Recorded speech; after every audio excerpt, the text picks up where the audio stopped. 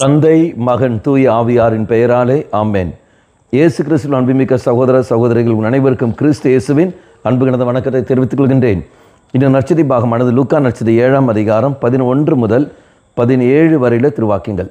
குறிப்பாக 16வது வாக்கியம். அனைவரும் அச்சமுற்று நம்முடைய பெரிய இறைவாக்கினர் ஒருவர் தோன்றியிருக்கின்றார், கடவுள் தம் மக்களை தேடி வந்திருக்கிறார் என்று சொல்லி கடவுளை போற்றி புகழ்ந்தனர். அன்பாங்களே, இதோடைய பின்னணி நமக்கு எல்லோருக்கும் தெரியும். இயேசு நைன் ஊரில் கைம்பெண், அந்த மகன், அந்த கைம்பெண் இருக்கிற ஒரே மகன், அந்த மகன் இறந்து விடுகின்றான். தெய்வம் அவனுக்கு அந்த உயிரை கொடுக்கின்றார், மீண்டும் அவனை உயிர்ப்பித்து கொண்டு வருகின்றார். அப்போ அதை கண்ட உடனே, மீண்டும் அவன் உயிர் பெற்று வந்த உடனே மக்கள் எல்லோரும் அங்கே பாராட்டுகிறார்கள். யாரை பாராட்டுகிறார்கள்?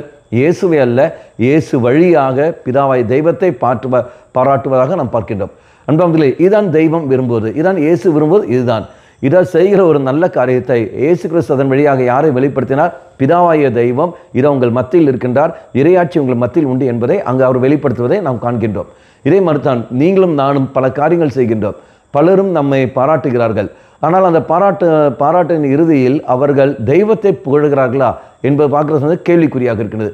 இங்கு நாம் பார்க்கின்றோம், இதோ இந்த மகன், இந்த இயேசு கிறிஸ்து இறைவாக்கினர் தோன்றியிருக்கின்றார், இவர் வழியாக தெய்வம் நமக்கு பல நன்மைகள் செய்திருக்கின்றார், அந்த கடவுளை அவர்கள் போற்றுகின்றார்கள். அதே மாதிரி தான் நான் ஒரு நல்ல காரியம் செய்கிற போது, குருவாக இருக்கிற நாங்கள், ஒரு பங்கில் இருக்கின்ற பங்கு தந்தையாக இருக்கிற நான், அல்லது ஒரு தியானத்தில் இருக்கிற நான், அல்லது ஒரு பொறுப்பில் இருக்கிற நான், ஒரு நல்ல காரியம் நான் செய்கின்ற சமயத்தில் மக்கள் பாராட்டுகிறார்கள். ஆனால் அந்த பாராட்டில் யாரை அவர்கள் காண்கின்றார்கள்? என்னை மட்டும்தான் கண்டார்களே ஒழிய, என்னையும் திறமைதான் கண்டார்கள் ஒழிய, இதுக்கு பின்னாடி இருந்து பணி செய்த, இதுக்கு உதவி செய்த, இதுக்கு கிருபை தந்த தெய்வத்தை இயேசு கிறிஸ்துவை அவர்கள் காண்பதில்லை.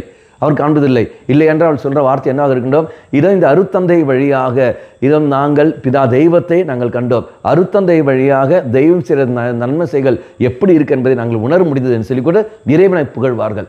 ஆசிரியர் பெருமக்களாக இருக்கட்டும், அது குடும்பத்தில் பெற்றோராக இருக்கட்டும், அந்த பெற்றோர்கள் பிள்ளைகள் பார்ப்பார்கள், இதோ எங்கள் அப்பா பாரு, எங்கள் அம்மா பாரு என்று.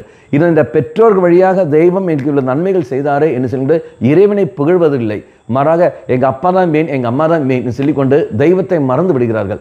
அப்போ உலகத்தில் உள்ள மனிதர்களை மட்டுமே மையப்படுத்தி நாம் போகின்றோமே ஒழிய, அது செயல்படக்கூடிய கிருபையை தருகிற தெய்வத்தை மறந்து விடுகிற சூழல் இது இந்த காலகட்டத்தில் இப்போது நாம் அந்த மாதிரி வாழ்ந்து கொண்டிருக்கின்றோம். அன்பார்ந்தவர்களே, அந்த மனநிலை எடுத்து மாற்றுவோம். அந்த மனநிலை எடுத்து மாற்றிக்கொண்டு நாம் செய்கின்ற நல்ல செயல்கள் அது அத்தனையும் பிதாவாய தெய்வத்தை மகிமைப்படுத்தும் வண்ணமாகவே மற்றவர்கள் காண்கின்ற பொழுது, நம்மை பாராட்டுகின்ற பொழுது, அந்த பாராட்டுறது அப்படியும் தெய்வத்துக்கு போகும் வண்ணம் அளவுக்கு ஆண்டவரே நாம் செயல்படுவோம். நாம் அப்பேற்பட்ட ஒரு கிருபையை நாம் வெளிப்படுத்துவோம். கண்களை மூடிக்கொள்வோம்.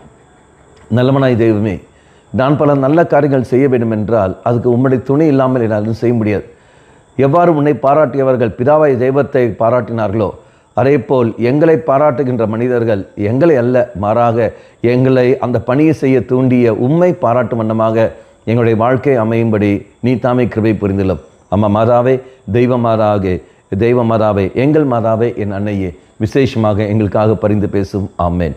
தந்தை மகன் தூய ஆவியாரின் பெயராலே ஆமேன்.